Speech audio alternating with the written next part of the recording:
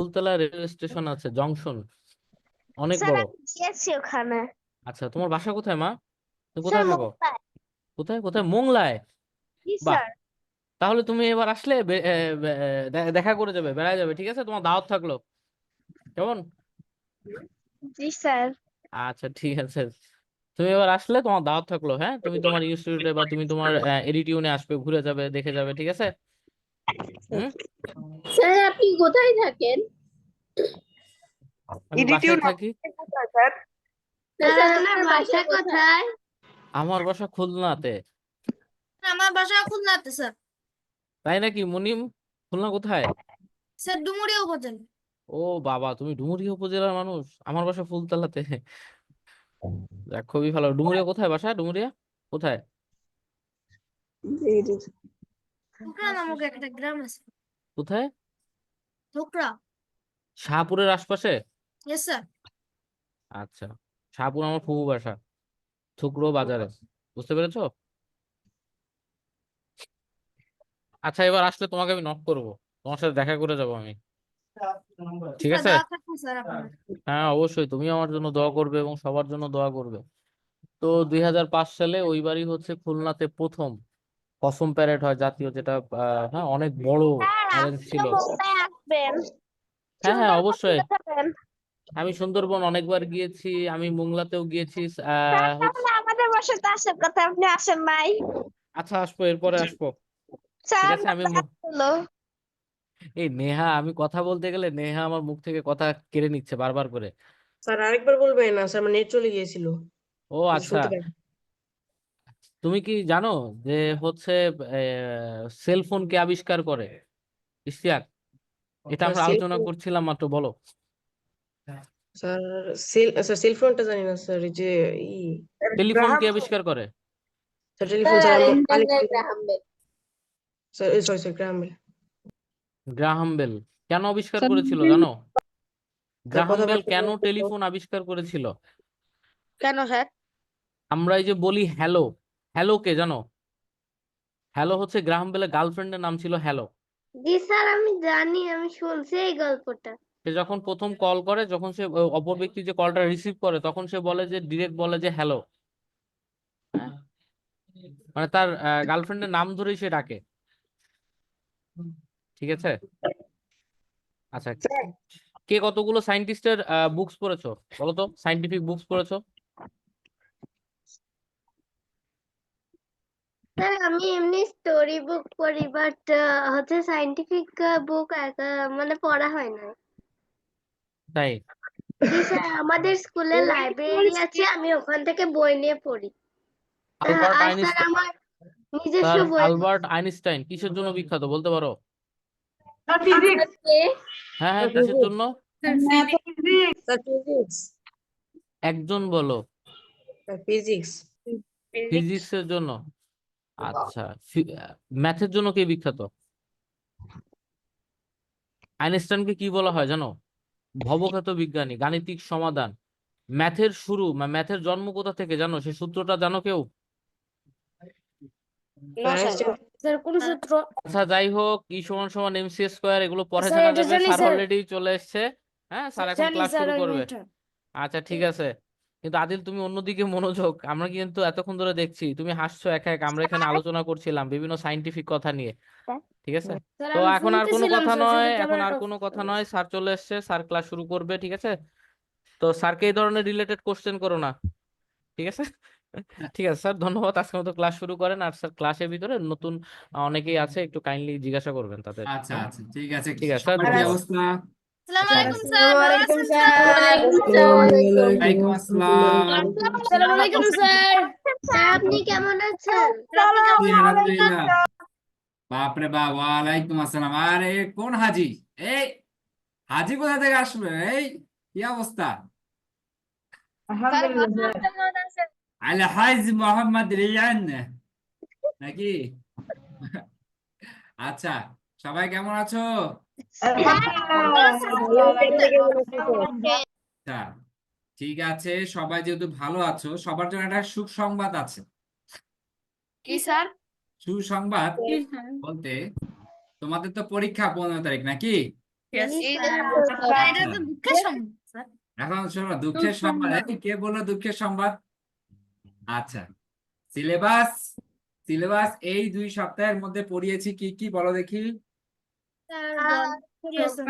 আকাশ পড়িয়েছে, আকাশ পড়িয়েছে, তারপরে স্যার হচ্ছে আপনি জলপান, কি পড়েছিলাম? আকাশ এবং আকাশ, মাদার নীল তেরেসা। নদ ও পিরামিডের আচ্ছা, দেশ। রাইট। এখন আমি বলি সবাই, এই পরীক্ষায় আগামী পরীক্ষার সিলেবাস শুধু 2টা টপিক। কি ওকে, স্যার?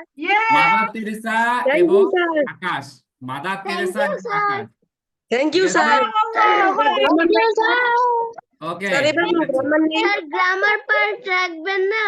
আচ্ছা, গ্রামার পার্ট Grammar নিয়ে শোনো, আমি কোন ক্লাসে যেন বলেছিলাম যে পরের ক্লাসে গ্রামার পড়াবো, নাকি বলেছিলাম? 2টা জি, ক্লাস স্যার। করানোর পর পরের ক্লাসে গ্রামার পড়াবো।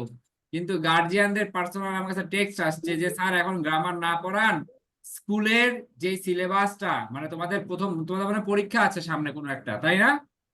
জি স্যার। তো বলছে যে স্কুলের সিলেবাসটা আগে কমপ্লিট করায় ফেলতে, তারপরে হচ্ছে আমরা গ্রামাটিক্যাল আইটেম হাত দিব, কোনো সমস্যা নেই। স্যার আমাদের নেক্সট এক্সামে তো হচ্ছে গ্রামারেরও হচ্ছে ইয়ে আছে স্যার, সিলেবাসে তো গ্রামারও আছে। এটাই আমি কি করছি জানো, আমি করছি তোমাদের সিলেবাসে যতটুকু গ্রামার আছে, ঠিক আছে? এই যে আমাকে একটা কাজ করবে, আমি তোমাদের দেখি গ্রুপে কোনো একটা কিছু করব যে তোমাদের কাছ থেকে কতটুকু সিলেবাসে আছে, বুঝছো নাকি বুঝো নাই? মানে আগে ব্যাপারটা হচ্ছে যে প্রথম পত্রটা হচ্ছে তোমাদের বিভিন্ন স্কুলে কিন্তু এগিয়ে আছে, ঠিক আছে? আমরা কিন্তু যতটুকু বেসিক শুরু করেছিলাম মনে আছে, গ্রামার পার্ট কিন্তু আমরা অনেকখানি পড়েছিলাম, রাইট? ইশতিয়াক, পড়েছিলাম। কিছু মনে করবেন না স্যার, আমরা ক্লাসে কিন্তু মাঝখানে ইন্টারাপ্ট করলাম স্যার। ইয়াসিনকে পড়া জিজ্ঞাসা করবেন, ও কিন্তু অনেকক্ষণ ধরে অমনোযোগী। ও ও পিসিতে অন্য কোনো স্লাইড ওপেন করে বসে আছে স্যার, ট্যাব ওপেন তাই করে। তাই না? আচ্ছা আমি অনেকক্ষণ ধরে খেয়াল করছি, ওর নজর অন্যদিকে, চারিদিকে ঘুরছে আর ঘুরছে। আচ্ছা আচ্ছা, ঠিক আছে। ঠিক আছে স্যার, ধন্যবাদ স্যার। ওকে, আসসালামু আলাইকুম। আচ্ছা। এরপর আদিল ক্যামেরা অন করবে, আহসান ক্যামেরা অন করবে, তারপরে মাহাদি হাসান মারজান ক্যামেরা অন করবে। মাহমুদুল্লাহ, বাবা সুস্থ আছো? স্যার, কি অবস্থা এখন গলার? স্যার গলার অপারেশন শেষ স্যার কালকে। ভালো আজকে স্যার, ভালো, এখন সাকসেসফুল? Yes sir. যাক, আলহামদুলিল্লাহ। সবাই একটু মাহমুদুল্লাহর জন্য বলে আলহামদুলিল্লাহ। ঠিক আছে, নেহা ক্যামেরা অন করতে হবে বাবা। স্যার আচ্ছা, আমি অসুস্থ। কি হয়েছে? স্যার ঠান্ডা লাগছে। এই ঠান্ডা লাগা কোনো অসুস্থতা? এই যে আমারও ঠান্ডা লাগছে। হ্যাঁ, আমি স্যার ক্লাসে কাশতে যাচ্ছি। কাশতে অবস্থা খারাপ হয়ে যাচ্ছে। আচ্ছা, ঠিক আছে, সমস্যা নেই। শোনো, আজকে আমরা একটু যা পড়েছি, ঠিক আছে, যা পড়েছি এই কয়েকদিনের মধ্যে, সেগুলো একটু রিভিশন দিয়ে দেই। তার মানে তোমাদের পড়া, আমি বারবার একটা কথা বলি, বাংলার কিন্তু আমি কোনো রকমের ভেজাল রাখি না, কারণ আমি জানি তোমাদের ম্যাথ করতে হয়, তোমাদের ইংলিশ করতে হয়। বাংলার ভেজাল কেন রাখি না? বাংলার পড়া ক্লাসেই হবে, বাংলার পড়া যেন এক্সট্রা বাসায় যেন না পড়তে হয়। ক্লিয়ার? ঠিক আছে? আচ্ছা, আমরা বাংলায় আমরা পরীক্ষার পড়া আজকে রিভিশন এখানে দিব এবং এখানেই শেষ করব, ঠিক আছে? সবাই রেডি হয়ে যাও, ঢাল তলোয়ার রেডি। এবং ইয়াসিন, বিশেষ করে ইয়াসিন রেডি। ইয়াসিন, এদিক সেদিক ঘোরাফেরা করছো? হ্যাঁ, আসান ক্যামেরা অন। আচ্ছা, ওকে। রিডিং আজকে পড়াবেন? হ্যাঁ, সবার আগে যেটা পড়াবো সেটা হচ্ছে আজকে গত ক্লাসে যা পড়েছি সেটা একটু রিভিশন দিয়ে দেই। সেটা হচ্ছে কি, আমাদের মাদার তেরেসা। দাঁড়াও, স্লাইডটা শেয়ার করে ফেলি। ওকে, আচ্ছা, মাদার তেরেসা নাকি? আচ্ছা, মাদার তেরেসা কিন্তু আমি ধরবো ক্লাসের পর। হ্যাঁ, তাহমিদ হাত তুলেছো বাবা, হাত বলো। স্যার স্যার সিলেবাস কি আরেকবার বলবেন? সিলেবাস হচ্ছে আকাশ এবং মাদার তেরেসা, স্যার এই দুটা? এই দুইটাই। এবং এই দুইটা থেকে কঠিন প্রশ্ন করেছি, বলে দিচ্ছি। কঠিন প্রশ্ন, জটিল প্রশ্ন হয়েছে। ওকে, আচ্ছা, ঠিক আছে। তো আজকে আমরা আকাশ এবং হচ্ছে কি মাদার তেরেসা দুইটা রিভিশন দিব এবং আমি ধরবো নতুন আসে তো কি আছে। স্যার একজন নতুন আসছে নতুন আসছে কে? সুমাইয়া। জি সবাই সুমাইয়াকে ওয়েলকাম জানাও। ওয়েলকাম সুমাইয়া। আচ্ছা, ঠিক আছে। তো আমরা মাদার তেরেসা নিয়ে কি জানবো? প্রথমে সানজিদা খাতুন না কিন্তু লিখেছে সঞ্জিদা খাতুন। ওকে, কে লিখেছে? সঞ্জিদা খাতুন। আদিবা মনে হয়, আদিবা কি নতুন নাকি? আদিবা, ইয়েস স্যার ওয়েলকাম বাবা। স্যার কি আরেকজন আছে স্যার আরেকজন আরেকজন কে আছে? Sir Abdullah sir Asadullah Al Ghalib. এই, তোমাকে কংগ্রেচুলেশনস এবং ওয়েলকাম যে তুমি you made it through the hard part. ঠিক আছে, কংগ্রেচুলেশনস। ওকে, আমরা এখন পড়াশোনায় যাই। মাদার তেরেসা লিখেছে কে? সঞ্জিদা খাতুন। ঠিক আছে, আচ্ছা। মাদার তেরেসা হচ্ছে কি, তিনি ছিলেন একজন অসাধারণ মানবসেবী। তার জন্মস্থান হচ্ছে সুদূর আলবেনিয়া। ঠিক আছে, তার জন্মস্থান কোথায়? সুদূর আলবেনিয়া হলেও তিনি অবিভক্ত ভারতের বাংলা অঞ্চলের মানুষের দুঃখ দুর্দশায় বিচলিত হয়েছিলেন। মানে যখন অবিভক্ত, মানে ভারত, আমাদের কিন্তু আগে বাংলাদেশ কিন্তু ভারতবর্ষ ছিল, বুঝছো? মানে বিভক্ত হয়নি, ব্যাপারটা বোঝা গেছে? তখন কিন্তু Yes, sir. ভারতবর্ষ বলা হতো। ঠিক আছে, তারপরে না ভারত এবং পাকিস্তান হলো, তারপরে আমরা আবার পূর্ব পাকিস্তান পশ্চিম পাকিস্তান হয়েছি। তো এই যে দেখো, ওই সময়কার কথা বলছে, অবিভক্ত ভারতের বাংলা অঞ্চলের মানুষের দুঃখ দুর্দশা বিচলিত হয়েছিলেন। এ কারণে তিনি গরিব ও অসুস্থ মানুষের জন্য তৈরি করেন স্কুল ও চিকিৎসা কেন্দ্র। কি তৈরি করে? স্কুল ও চিকিৎসা কেন্দ্র। অবহেলিত ও পরিত্যক্ত কুষ্ঠ রোগীদের তিনি নিজের হাতে সেবা করতেন, স্নান করাতেন। কুষ্ঠ রোগীদের কিন্তু কি, বিশেষ করে কি অনেক রোগীদের সেবা করেছেন, কিন্তু কুষ্ঠ রোগীদের বেশি সেবা করেছেন। ঠিক আছে, আচ্ছা। যে কুষ্ঠরোগী কি? স্যার স্যার ওটার কোনো দুর্বল ফিগার রোগী, ছিল চামড়া ও সাদা হয়ে যাওয়া। আচ্ছা, এই যে মিউট কুষ্ঠ রোগী কি তোমাদের কিন্তু, সরি তোমাদের কিন্তু কি থেকে, তোমাদের যে কুষ্ঠ রোগী, এই যে কুষ্ঠ রোগীর কিন্তু একটা কি ছিল, মানে যে এই রোগে অনেক রকমের হ্যাঁ, সততার পুরস্কার। বলো দেখি, সাধারণ কুষ্ঠ রোগী কে ছিল? কুষ্ঠ স্যার কুষ্ঠরোগী ছিল যে অকৃতজ্ঞ ব্যক্তি। ডবল রুগীটাই কি স্যার কুষ্ঠ রোগী? ঠিক আছে, তার মানে এই জিনিসটা মাথায় রাখতে হবে যে কুষ্ঠ রোগী কে। বলো দেখি কুষ্ঠ রোগী কে, কে বলতে পারবে? ডবল রুগী স্যার, ডবল রুগী। আচ্ছা, বেসিক্যালি শোনো, আমি তোমাদেরকে বলি, কুষ্ঠ রোগী মানে হচ্ছে কি, যে আহ ধরো যে চলাফেরা করতে পারে না এবং অনেক রকমের ঘা হয়, বুঝছো? গায়ে অনেক রকমের ঘা হয়, ওই ঘা থেকে কিন্তু, হ্যাঁ, ওই ঘায়ে কিন্তু হচ্ছে আস্তে আস্তে ঘাটা মানে বাড়তে থাকে এবং ওখান থেকে কিন্তু বিশ্রী রকমের গন্ধ ছড়ায়। বুঝতে পেরেছো? মানে এই জন্য তার আশেপাশে কিন্তু কেউ, হ্যাঁ, যেতে চায় না। কারণ কারণ কি, এই যে ওইটা ছোঁয়াচে ছিল, ব্যাপারটা কি বুঝেছো? কিন্তু মাদার তেরেসা এই কুষ্ঠ রোগীদের কিন্তু কাছে যেতেন, রোগীর সেবা যত্ন করতেন, ব্যাপারটা কি বুঝেছো? আচ্ছা, Yes, sir. এখনো আদিল এবং আহসানের ক্যামেরা কিন্তু অন দেখছি না। তারপর হচ্ছে মাইনুল, ক্যামেরা কিন্তু অন নাই। মাইনুল ইসলাম ইয়াসিন, ইয়াসিন স্যার ক্যামেরা ওর কাছে অন একটু রাখতে হবে। জিজ্ঞাসা করেন তো স্যার, ও কি করে স্যার? ও কিন্তু বাসায় একা থাকে স্যার, ওর গার্ডিয়ানের সাথে আমার ইয়াসিন, কথা হয়েছে, আর ও আচ্ছা, খুবই অমনোযোগী স্যার। ইয়াসিন কোথায় বাবা? জি স্যার। হ্যাঁ, ইয়াসিন, কি ব্যাপার, বাসায় একা নাকি? বাসায় একা আছো? জি স্যার। কি বলো দেখি, ক্লাস কি করতে ভালো লাগে না বাবা? আমি জানি ক্লাস করতে ভালো লাগে না, এটা মিথ্যা বলে লাভ নেই, কিন্তু ব্যাপারটা হচ্ছে কি, দেখো, তুমি যদি না পড়ো তাহলে কি হবে? না পড়লে কি হবে? তোমার পরীক্ষার রেজাল্টটা খারাপ হবে, আলটিমেটলি বাসা থেকে বকা খাবা, হবে কি, আমাদের থেকে ডিসকানেক্টেড হয়ে যাবে। দেখো, এই একটা জিনিস, অমনোযোগী থাকার কনসিকুয়েন্সেস কত, ব্যাপারটা কি বুঝছো? এই যে তুমি যদি অমনোযোগী থাকো, তোমার কনসিকুয়েন্সেস গুলা কেমন, সেটা কিন্তু একটু মাথায় রাখতে হবে। ক্লাস 6-এ উঠে গেছো, তোমার কিন্তু এখন ছোট নাই।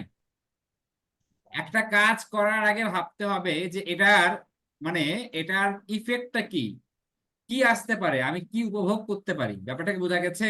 এটা কিন্তু মাথায় রাখতে হবে, নাহলে কিন্তু হবে না। আর এখন ক্যারেক্টার যে প্রিপারেশন নিচ্ছ, তার মানে কি, তোমাকে খাটতে হবে। তোমাকে খাটতে হবে মানে কি, অনেক খাটতে হবে।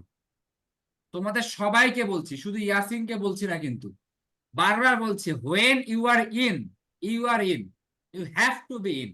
মানে তোমাদেরকে এর মধ্যে যেহেতু ঢুকেছো, you have to play well, you have to go with the flow. কোনো আর কোনো উপায় নেই। এই একটা বছর যদি আমি কষ্ট করি, একটা বছর কষ্ট করে যদি আমার লাইফ চেঞ্জ হয়ে যায়, আমি কি বোকা, আমি কি পাগল? হ্যাঁ, আমি কি এই একটা বছরকে আমি ইনভেস্ট করব না? যদি এই একটা বছর আমি যদি ইনভেস্ট করি, আমার লাইফ যদি চেঞ্জ হয়ে যায়, আমার ফ্যামিলির লাইফ চেঞ্জ হয়ে যাবে, আমার বাবা মা যাদেরকে আমরা সবচেয়ে বেশি ভালোবাসি, তারা যদি মানে গর্বিত বোধ করে, গর্ববোধ করে, তাহলে এই জিনিসটা কি আমরা দিব না? এইটুক কি আমরা করতে পারি না? এমন কেউ আছো যে চাও না যে বাবা মা একটু গর্ববোধ করুক আমাকে নিয়ে, আমাকে নিয়ে একটু কথা বলুক? পাশের বাসার আন্টির সাথে কথা বলার সময় আমার মা যেন বারবার বলে যে আমার মেয়েটা, আমার ছেলেটা ক্যারেট কলেজে পড়ছে। এই Yes, জিনিসটা, এই সুযোগটা করে দাও। বাবা মাকে এই সুযোগটা করে দাও। বাবা মা অনেক কষ্ট করে পড়াচ্ছে, বুঝছো? স্কুলে পড়াচ্ছে, এই যে আমাদের প্ল্যাটফর্মে পড়াচ্ছে, এই কষ্টটুকু, এই কষ্টটুকু যদি হলো, তাহলে তুমি আসলে প্রপার সন্তান না। ক্লাস 6-এ তোমরা কিন্তু বড় হয়ে গেছো। আমি বলবো যে তোমরা ছোট নাই, তোমরা সবাই বোঝো তোমরা কি করছো। ক্লাসে ফাঁকিবাজি করছো, নাকি এইদিকে অন্য স্লাইড খুলে বসে আছো, না কি করছো? বাসায় কেউ নাই সে বলে ফাঁকিবাজি করব, এটা করিও না, ঠিক আছে? অনেকে, অনেক ধর্মাবলম্বীর এখানে আছো, যেমন আমি মুসলমান, সৃষ্টিকর্তা দেখছে, আল্লাহ দেখছে, ভগবান দেখছে। তো এই জিনিসটা সব, এইটা মাথায় রাখতে হবে। কখনোই বাবা মাকে আনহ্যাপি রেখে তুমি হ্যাপি থাকতে পারবা না, পারবা না, কখনোই পারবা না। তো দেখো, একটা ফাঁকিবাজির কনসিকুয়েন্সেস কত। আমি তোমাদেরকে বারবার শুরু থেকে, তোমাদেরকে যখন আমি ফ্রি ফ্রি ক্লাস নিতাম, তোমাদেরকে আমি একটা জিনিস বারবার বলেছি যে when you are in, you are in, তুমি এখানে চলে এসেছো মানে তোমাকে, you have to play well. তোমাকে খারাপ খেলার সুযোগ নাই, কোনো রকমের সুযোগ নাই। এটা কিন্তু মাথায় রাখো। ভালো কিভাবে করা যায় সেটা করো, আর মানুষের ভালো জিনিসটা নাও, খারাপ জিনিসটা নিও না, ঠিক আছে? বারবার বলছি, আমি জানি এই যে এতগুলো কথা বলছি, তোমাদের অনেকেই আজকে একদম উজ্জীবিত হয়ে বই বই নিয়ে বসে থাকবে। আমি জানি 80% বাচ্চা কাচ্চা কি করবে, আজকে একদম বই ছিঁড়ে ফেলবে, স্যার তো সঠিক কথা বলেছি, কিন্তু আবার ভুলে যাবে। কোনো সমস্যা নাই, চার্জ শেষ হয়ে গেলে আমি আবার রিচার্জ করে দিব। কিন্তু বাবা, আল্লাহ দোহাই লাগে, ঠিক আছে, প্লিজ প্লিজ প্লিজ, এই একটা বছর আমি তোমাদের কাছ থেকে চাচ্ছি, ইনভেস্ট করো। একটা বছর আহামরি ক্ষতি হয়ে যাবে না, তোমার লাভ হবে, তোমার লাভ হবে। বারবার বলছি, তোমার লাভ হবে। ইয়াসিন, বুঝতে পেরেছো বাবা? হবে এখন থেকে স্যার। ফাঁকিবাজি দিবে? ফাঁকিবাজি দিও না, স্যার, প্রমিস? প্রমিস। রোজা আছো? জি স্যার। মুসলমানের এক জবান, তুমি কিন্তু কথা দিলা, ঠিক আছে? কোনো ফাঁকিবাজি হবে না। ওকে, তাহলে আমরা আসি, পড়াইছিলাম। দেখো, বাংলাদেশের মুক্তিযুদ্ধের সময় ভারতে আশ্রয় নেওয়া দুর্গত মানুষের সেবা করেন মাদার তেরেসা। পরে স্বাধীন বাংলাদেশের বিভিন্ন জেলায়ও খোলা হয় তার মানব সেবা প্রতিষ্ঠান। তো স্যার, দেশ, কর্ম, হ্যাঁ বলো। স্যার আমি কি ওয়াশরুম যেতে পারি? এই যে আমার ক্লাস হলেই শুধু ওয়াশরুম, পানি ব্রেক, আমিও যাব। যাও তাড়াতাড়ি তাড়াতাড়ি, দ্রুত দ্রুত, স্যার আমিও যাব যাও ওয়াশরুমে। যাও ফারান যাও। আচ্ছা, এরপরে, আচ্ছা, পরে স্বাধীন বাংলাদেশের বিভিন্ন জেলায়ও খোলা হয় তার মানব সেবা প্রতিষ্ঠান। দেশ, হ্যাঁ বলো বাবা। স্যার এই দুটো অধ্যায় সৃজনশীল গুলার অ্যান্সার একটু লিখে দিলে ভালো হতো। সৃজনশীল গুলোর আনসার আমি দিব? সৃজনশীল মানে কি জানো? ক্রিয়েটিভ। ক্রিয়েটিভিটি মানে কি জানো? আমি একভাবে লিখবো, তুমি আরেকভাবে লিখবা, মানে আমি যা লিখেছি তা তুমি লিখবা না, বোঝো নাইমা? ক্রিয়েটিভিটির মানে কি? সৃজনশীলতা তোমার ভিতর থেকে বের হবে, মানে আমার আনসারের সাথে শুধুমাত্র জ্ঞানমূলক ছাড়া তোমার কোনো আনসার মিলবে না। এটাই হচ্ছে কি সৃজনশীল প্রশ্নের উত্তর হবে এরকম। সৃজনশীল প্রশ্নের উত্তর কি, আমি এক লিখবো, তুমি আরেক লিখবা, কিন্তু দুইটাই হতে হবে সুন্দর, দুটোই কি হবে টপিক রিলেটেড, টপিকের বাইরে হবে না। ক্লিয়ার নেহা? আমি কি বোঝাতে পেরেছি নেহা? Yes sir. ওকে, তা দেখো, আমাদের দেশ ধর্ম জাতির পার্থক্য না করে সেবা কাজে মানুষকেই বড় করে দেখেছিলেন তিনি। আচ্ছা, এই জন্য সব দেশের এবং হ্যাঁ বলো বলো। স্যার আমাদের থেকে রিডিং শুনবেন না? আজকে অত সময় নেই, আজকে পড়া ধরবো, পড়া পড়া করাবো এবং পড়া ধরবো, এবং যেখান থেকে প্রশ্ন করেছি সেটা আমি এখন পড়াবো। দেশ ধর্ম জাতির পার্থক্য না করে সেবা কাজে মানুষকেই বড় করে দেখেছিলেন তিনি। এজন্য সব দেশের এবং 30টা প্রশ্ন দিছিলেন, ওইখান থেকেও কি দিছেন প্রশ্ন? দিতেই পারি, দিতেই পারি। ও এখন কি প্রশ্ন বলে দিব না?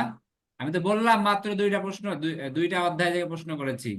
হ্যাঁ শোনো, আমার থিওরি হচ্ছে পড়াবো 2 বার, রিভিশন হবে 4 বার, তাহলে আজীবন মনে থাকবে এই জিনিস। ঠিক আছে, যত রিভিশন দিবে পড়া গেঁথে যাবে মাথার মধ্যে। ওকে, এরপর দেখো, এর জন্য সব দেশের এবং সব ধর্মের মানুষের কাছেই তিনি পেয়েছেন শ্রদ্ধা, ভালোবাসা ও সম্মান। নোবেল পুরস্কার তার তেমন একটি অর্জন। আচ্ছা, সঞ্জিতা খাতুন সম্পর্কে আমরা একটু জানি। সঞ্জিতা খাতুন কত সালে জন্মগ্রহণ করেন? 1933 সালে। কোথায় জন্মগ্রহণ করেন? ঢাকায়।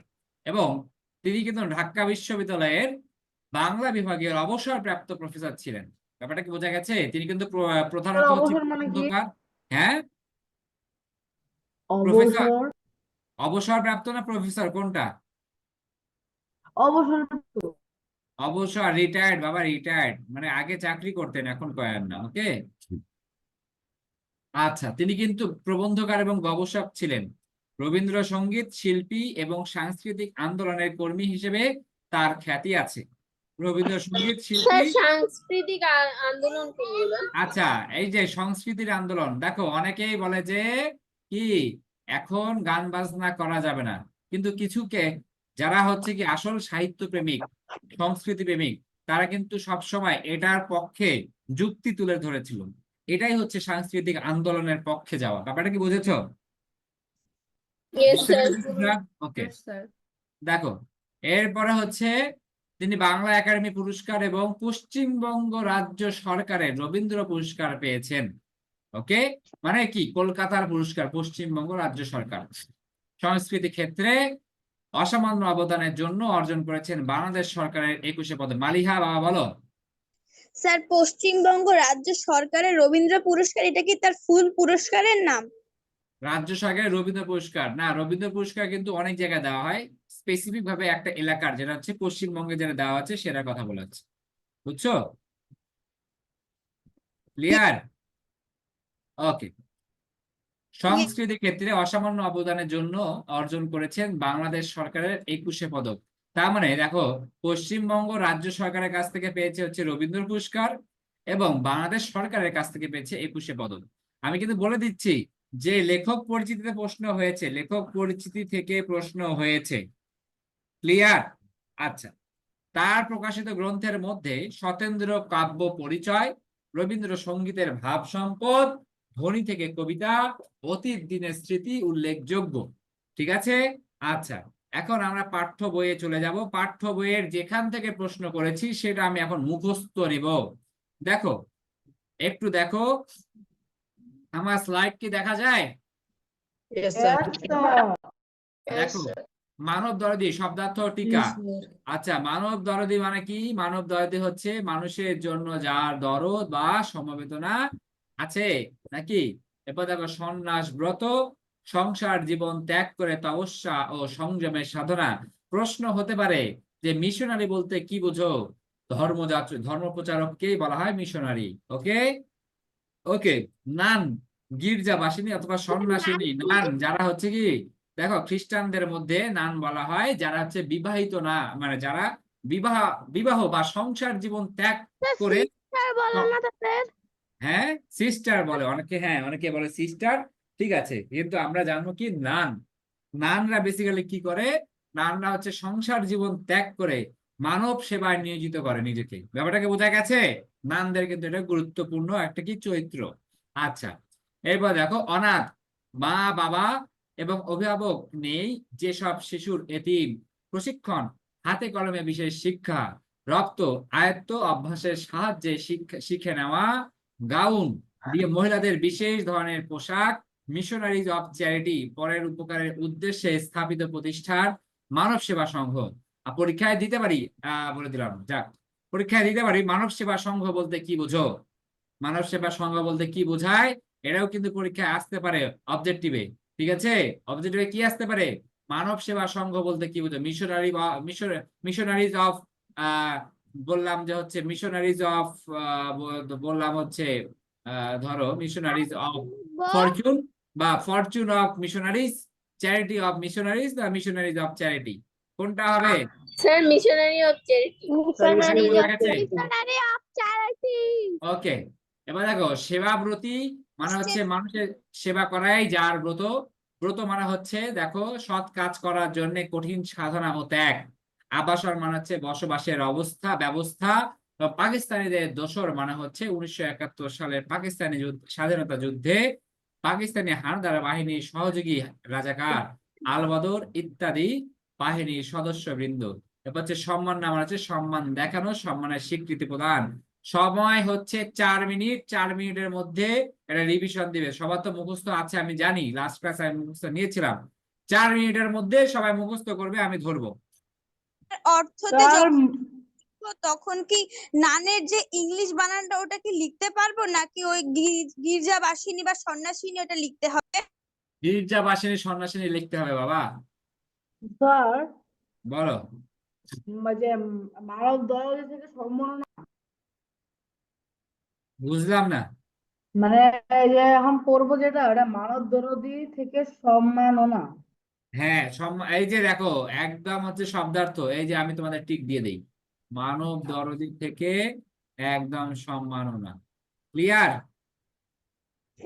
Yes sir. ওকে, দ্রুত 4 মিনিট সময়, দ্রুত করো।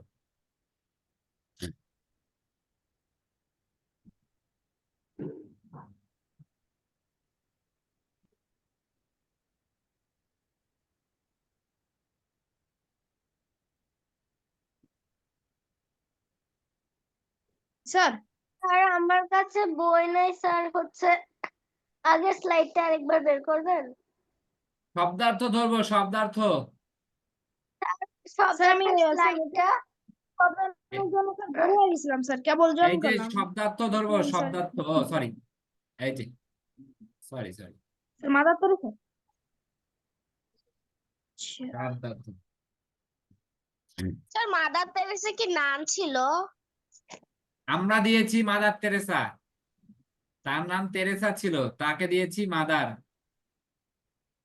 বুঝেছো? Mother of Teresa. এই মাদার অফ তেরেসা, তুমি দ্রুত করো।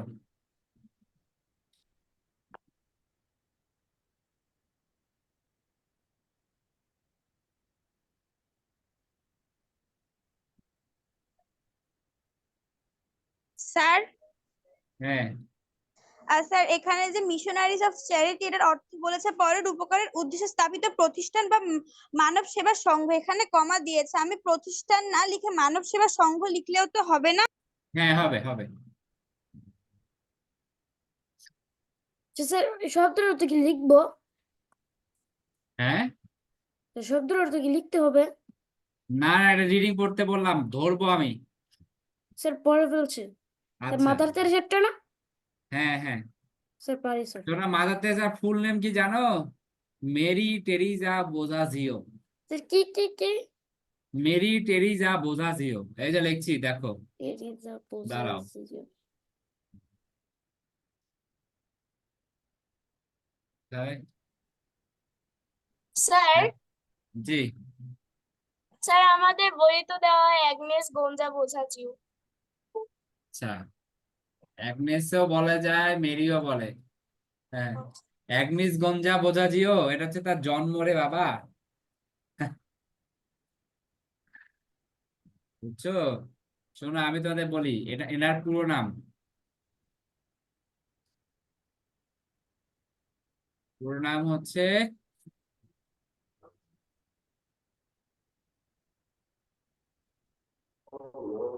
মেরি টেরিজা বোঝা ছিল।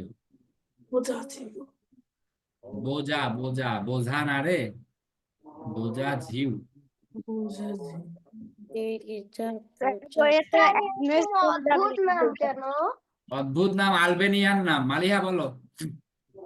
স্যার অ্যাগনেস আরে গোল্ডা এটা স্যার অনেক অদ্ভুত নাম। আচ্ছা, অ্যাজনেস বোনজা বোঝা যেটা তার জন্ম বাবা, তার জন্ম। স্যার বইতে তো লেখা আছে এটা তার পদবী।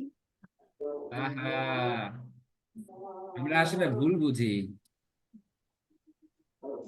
আচ্ছা যাই হোক, এটা মাথায় রাখবে, তুমি যদি উইকিপিডিয়ায় দেখো তাহলে এই নামটাই বের হবে। ঠিক আছে, ওকে, হয়ে গেছে, সবার হয়ে গেছে? নেই? এক মিনিট ইয়েস স্যার হয়ে গেছে। হয়ে গেছে? আচ্ছা, যদি Yes, হয়ে যেয়ে sir. থাকি তাহলে আমরা একটু আকাশে যাব। আকাশ, আকাশে যাব। স্যার রকেট বানাই, কি রকেট। রকেট? স্যার আকাশে যাওয়ার জন্য রকেট লাগবে তো। এই আলহাজ রিয়ান, খবর আছে? হ্যাঁ, ইয়াসিন কোথায়? ইয়াসিন আছো? হ্যাঁ, ঠিক আছে বাবা, ক্লাস করো, ক্লাস করো। আমি মনে হয় যে তুমি ভালো করবে। ঠিক আছে, আমার মনে হয়।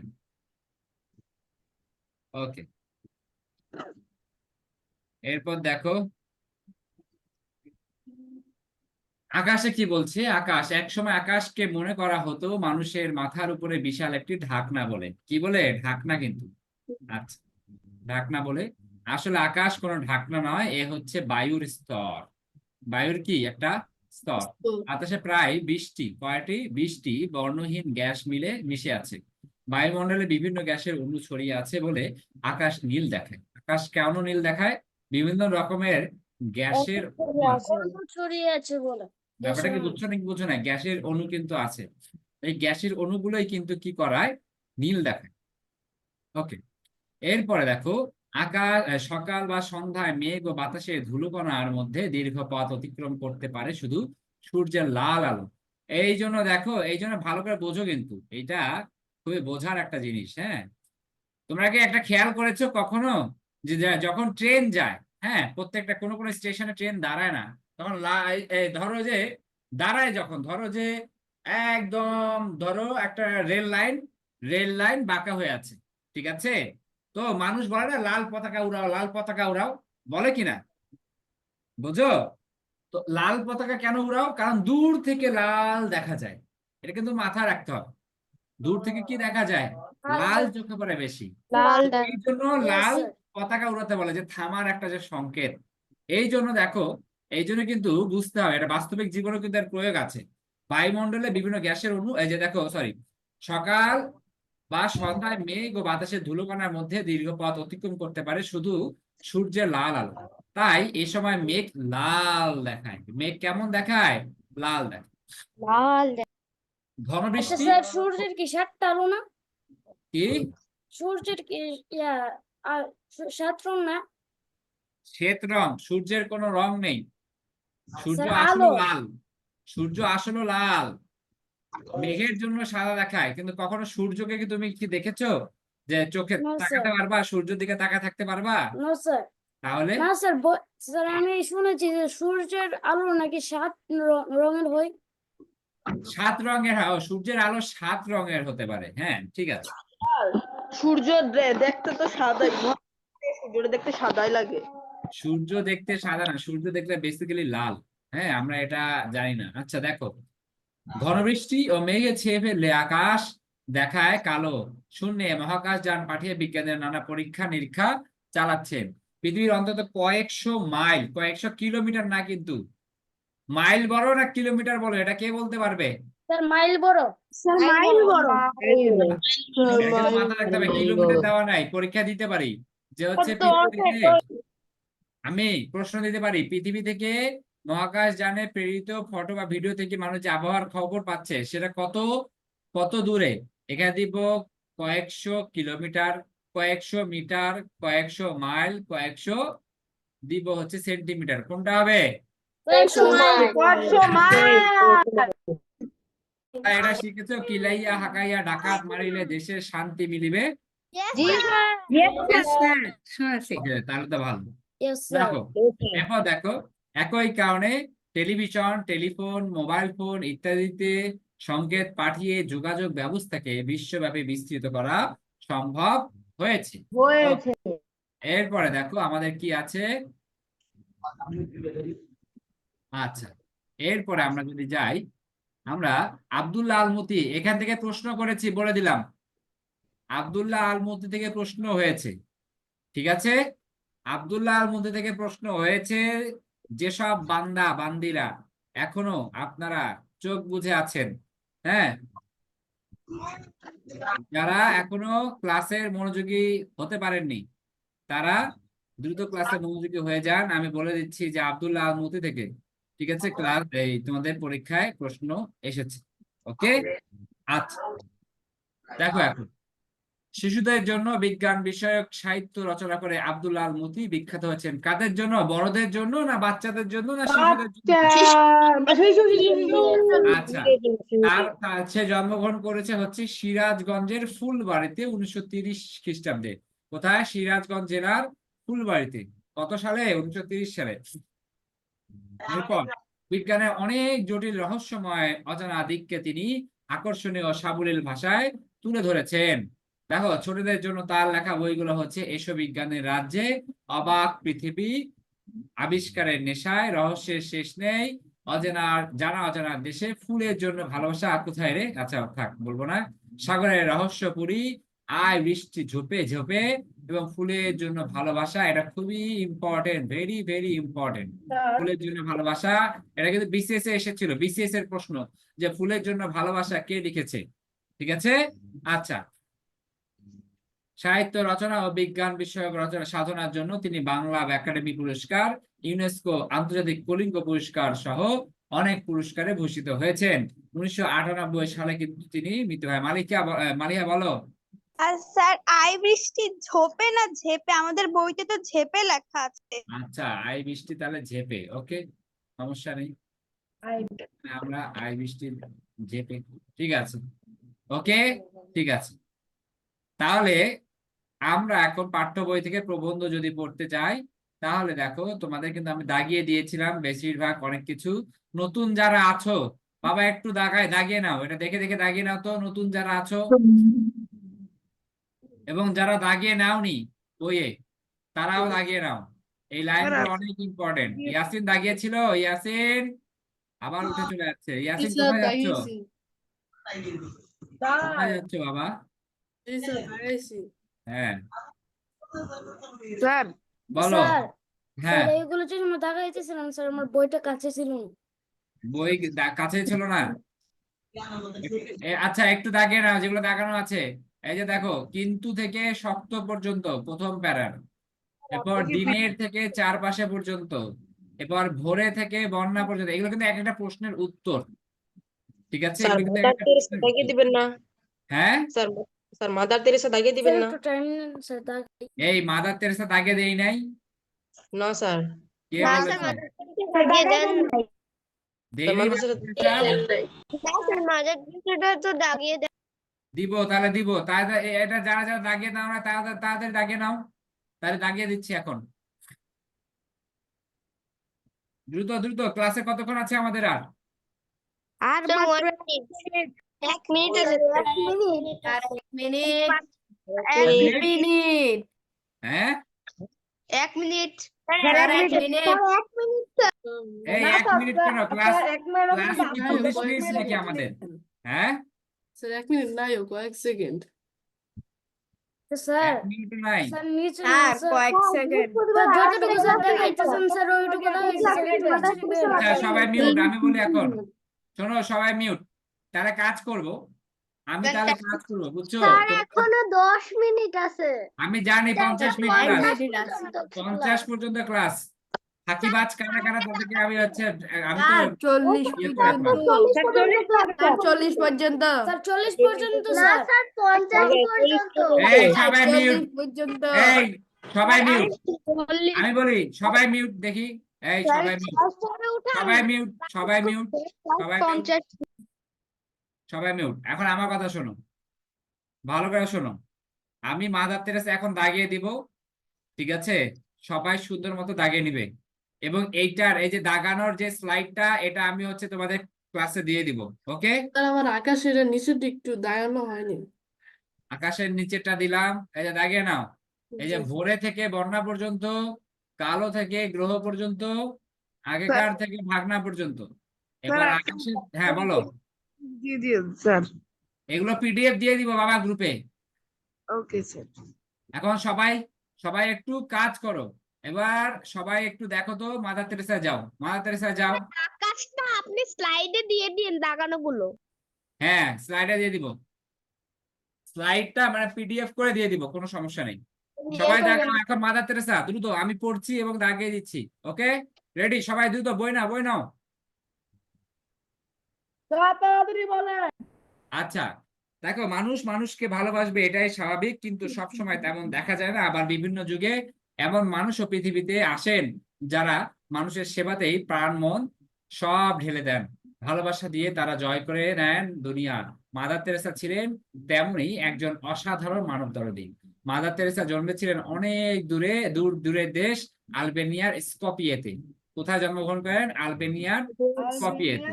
1910 খ্রিস্টাব্দে 26শে আগস্ট তার জন্ম। 1910 খ্রিস্টাব্দের 26শে আগস্ট, 26শে আগস্ট, ঠিক আছে?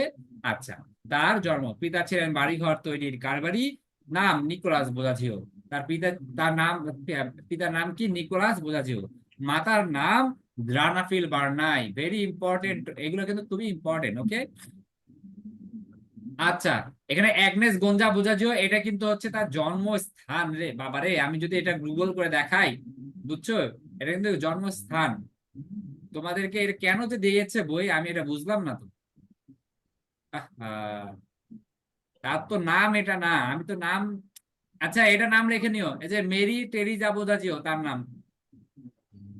যাই হোক, বইয়ে যেহেতু আছে তোমরা এটা লিখবে, কিন্তু এই ক্লাসের পরে তোমাদের কিন্তু এই যে এটা আপনার পরীক্ষায় কি লিখবো আমরা? এই যে অ্যাগনেস গোঞ্জা বোজাজিও এটা লিখবে, ঠিক আছে? Okay sir. আর কি করার, বইয়ে আছে। স্যার কোনটা লিখবো? তিন ভাই বোনের মধ্যে তিনি ছিলেন ছোট। তিন ভাই, হ্যাঁ মালিহা বলো। স্যার ক্যাডেট পরীক্ষায় কোনটা লিখবো? বইয়ে যা আছে তা লিখবে। স্যার বইয়ে কোনটা আছে? এই যে অ্যাগনেস গোঞ্জা বোজাজিও। আচ্ছা, এবার তিন ভাই বোনের মধ্যে অ্যাগনেস ছিলেন ছোট, বড় হয়ে সন্ন্যাস ব্রত গ্রহণের তার সময় তার নাম হলো মাদার তেরেসা। আচ্ছা, প্রশ্ন হতে পারে যে তার নাম কেন মাদার তেরেসা হয়েছে, কেন হয়েছে? এই যে লিখে দিলাম কেন, ওকে? আচ্ছা, তেরেসা যখন খুব ছোট তখন ইউরোপ, এশিয়া ও আফ্রিকা জুড়ে ভয়াবহ যুদ্ধ হয়েছিল। কোথায় কোথায় যুদ্ধ হয়েছিল যখন তেরেসা ছোট ছিল? Europe, sir Europe, Asia, Africa. Africa জুড়ে। এবার 1914 থেকে, হ্যাঁ বলো। স্যার তাহলে এই কেন এই প্রশ্নের উত্তর কি হবে? বড় হয়ে তিনি সন্ন্যাস গ্রহণের পর তার নাম হলো মাদার তেরেসা। হ্যাঁ, কেন তার মাদার তেরেসা নাম হলো? কারণ বড় হয়ে তিনি সন্ন্যাস ব্রত গ্রহণ করেছিলেন, তাই তার নাম হলো মাদার তেরেসা। এবং আরেকটা উত্তরও কিন্তু হয় যে তা কি, তিনি হচ্ছে মানব সেবায় নিয়োজিত ছিলেন বলে তার নাম কি ছিল? মাদার তেরেসা, ওকে? আচ্ছা, কিন্তু বইয়ে যেহেতু ডিরেক্ট দেওয়া আছে, তুমি বইটাও তুলতে পারো, এটা কিন্তু জ্ঞানমূলক প্রশ্ন, ওকে? আচ্ছা, 1914 থেকে 1918 সাল পর্যন্ত চলেছিল এই যুদ্ধ। ইতিহাসে এই যুদ্ধকে বলা হয় প্রথম বিশ্বযুদ্ধ। প্রথম বিশ্বযুদ্ধ কাকে বলা হয়? সেটা হচ্ছে 1914 থেকে 1918 সাল পর্যন্ত এই ইউরোপ, এশিয়া, আফ্রিকা জুড়ে যে ভয়াবহ যুদ্ধ চলেছিল তার নাম হচ্ছে কি? বলা দেখি, তার নাম হচ্ছে প্রথম প্রথম বিশ্বযুদ্ধ। এই যে এতটুকু, ওকে? আচ্ছা, যুদ্ধে অসংখ্য মানুষের মৃত্যু হয়েছিল, এতে তেরেসার প্রবল মনে খুব আঘাত লেগেছিল। এ সময় বাবার মৃত্যু, পরিবারেও বিপর্যয় ঘটেছিল এবং ঘটেছিল। দুঃখ দুর্দশার মধ্যে বড় হচ্ছিলেন তেরেসা। অল্প বয়সে তার ভিতরে ইচ্ছা জাগে মানুষের সেবা করবেন, মানুষের কষ্ট লাঘব করবেন। তেরেসার বয়স যখন 18, তখন তিনি লরেটো সিস্টার্স নামে খ্রিস্টান মিশনারি দলে যোগদান করেন। ব্যাপারটা কি বুঝছো? কোথায় জন্মগ্রহণ করেন? তেরেসার স্যার বয়স যখন আগের স্লাইড একটু দেখান। আরেকবার দেখালাম। Okay sir.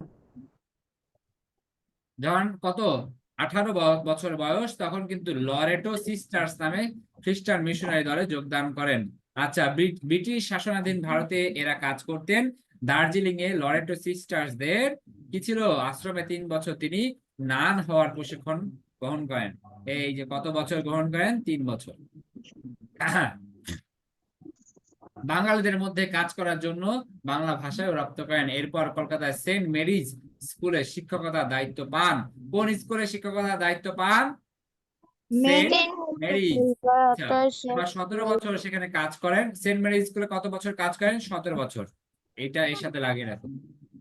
স্কুলে ছাত্রছাত্রীদের মধ্যে সেবার আগ্রহ জাগাতে চেষ্টা করতেন তেরেসা। সপ্তাহে একদিন টিফিনের পয়সা বস্তি দরিদ্র শিশুদের জন্য খরচ করতে তিনি উৎসাহ দিতেন তাদের। আচ্ছা, কেউ আচ্ছা, এটা পরের দিন বলবো যে খ্রিস্টান মিশনারি খ্রিস্টান স্কুলগুলোতে স্যার যেগুলো আগের পেজটা একটু বের করবেন, আমার ইন্টারনেট কানেকশনের জন্য আমি চলে গেছিলাম, দাগাতে পারি নাই। আহা, ইন্টারনেট কানেকশন। এখন দেখো তো, আর স্যার দার্জিলিং এরকম সমস্যা হচ্ছে স্যার বারবার। শিওর হয়ে গেছে? না স্যার এটা না, স্যার এটা না, এটার পরের পেজ। জি স্যার। আচ্ছা, বাংলার মানুষের দুঃখ দুর্দশায় মাতা তেরেসাকে খুব বিচলিত করছিল। মানুষের সেবায় আরো কাজ করার জন্য মনে খুব তাগিদ অনুভব করছিলেন। অবশেষে 1948 সালে লরেটো থেকে বিদায় নিয়ে তিনি শুরু করলেন একেবারে গরিবদের সেবার কাজ। গাউন ছেড়ে পড়লেন শাড়ি। বাঙালি নারীর পোশাক। শাড়ি কার পোশাক? বাঙালি। দেখো, শাড়ি হচ্ছে বাঙালি নারীর পোশাক। সেই থেকে 3টির বেশি শাড়ি আর কখনো তার কখনো ছিল না। কয়টির বেশি? 3টির বেশি শাড়ি তার কখনো ছিল না। একটি পরার, একটি ধোয়ার, আরেকটি হঠাৎ দরকার কিংবা কোনো উপলক্ষের জন্য রেখে দেওয়া। তার হাতে টাকা পয়সাও বিশেষ ছিল না, তবে মনে ছিল গরিব দুঃখী মানুষের জন্য ভালোবাসা আর প্রবল এক আত্মবিশ্বাস। কলকাতার এক অতি নোংরা বস্তিতে তিনি প্রথম স্কুল খুললেন। কোথায় খুললেন?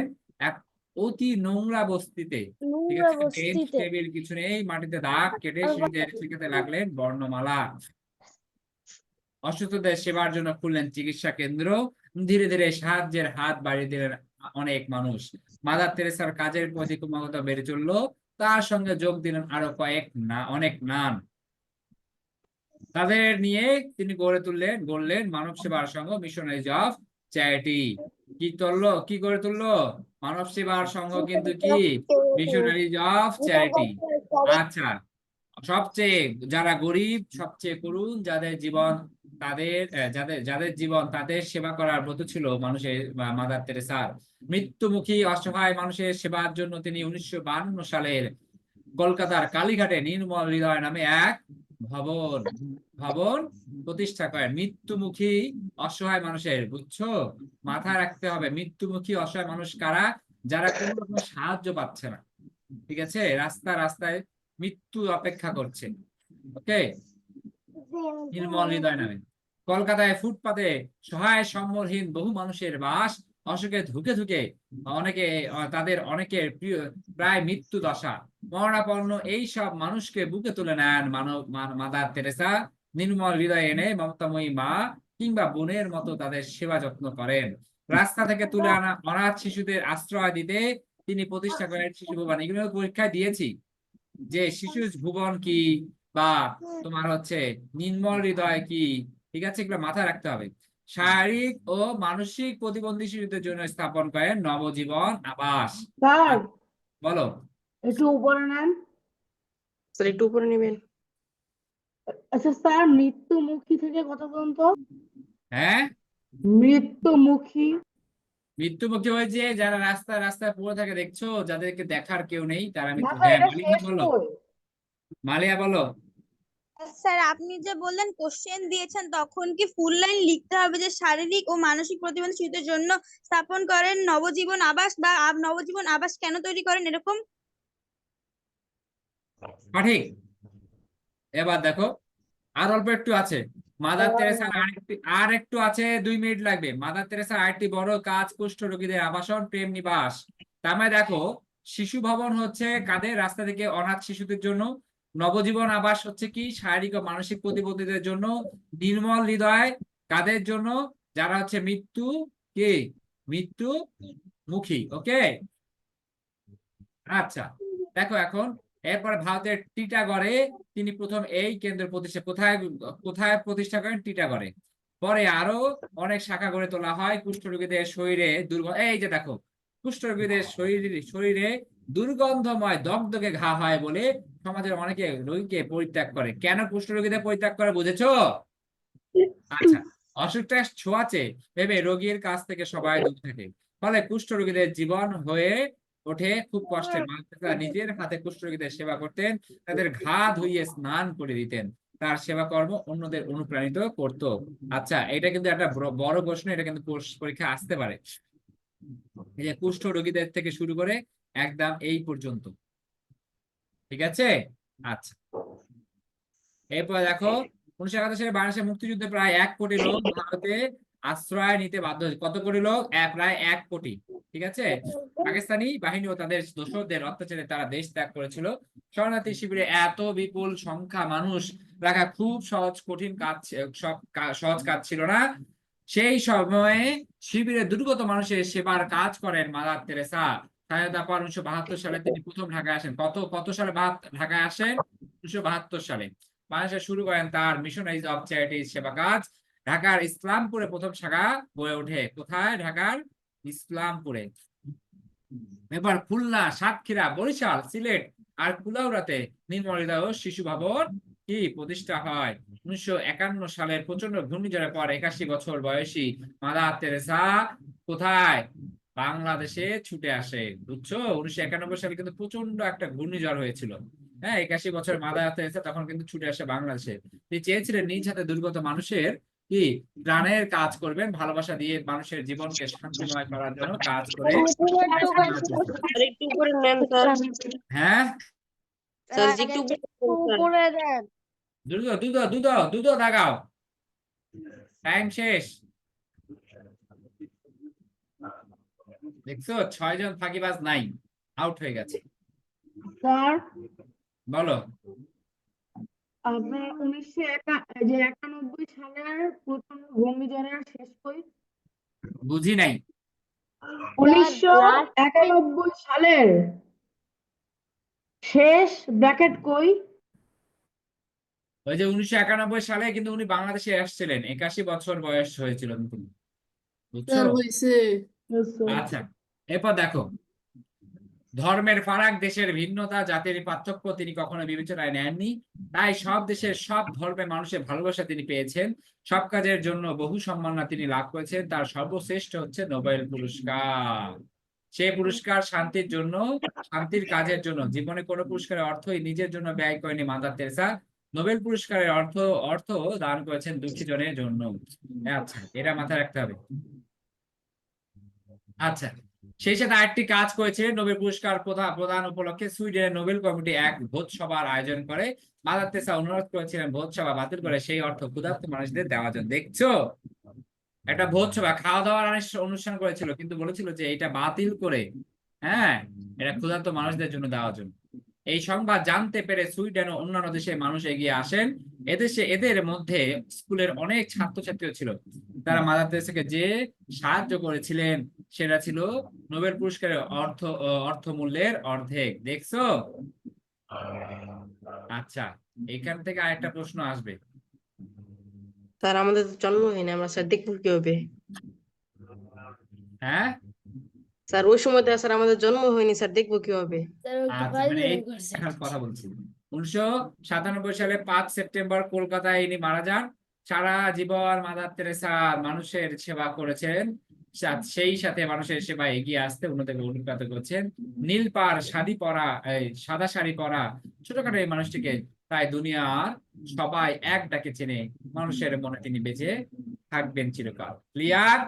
ওকে, এতটুকু দাগানো আছে, দাগিয়ে নাও। Yes, sir, আমি একটা গ্রুপে clear. দিয়ে দিব, ঠিক আছে? Okay sir. সবাই ভালোভাবে পরীক্ষা দিবে, মান সম্মান রাখবে আমার। Okay sir. Okay sir. ওকে ওকে, আল্লাহ হাফেজ। স্যার আসসালামু আলাইকুম স্যার। ওয়ালাইকুম আসসালামু আলাইকুম ওয়া রাহমাতুল্লাহি ওয়া বারাকাতুহু। যে দুটো ই পড়া সেই দুটোর স্লাইড দিয়েছেন। স্যার স্লাইডটা দিয়ে দিন।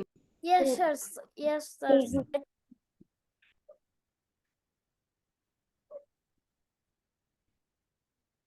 ওকে, আল্লাহ হাফেজ। আল্লাহ হাফেজ স্যার। আল্লাহ হাফিজ স্যার।